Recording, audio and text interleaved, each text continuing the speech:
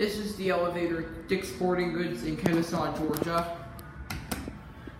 The KONE KSS 220. A bit dark. Okay, 1.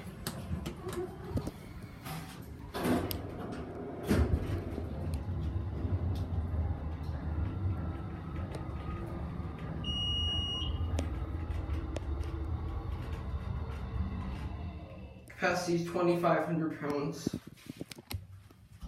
2.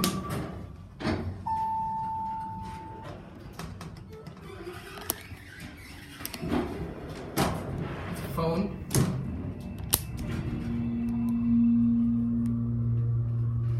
What do you think of this elevator? I like it.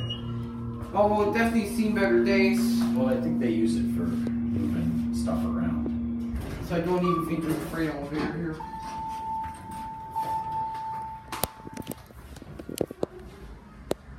Here it goes, and that's it.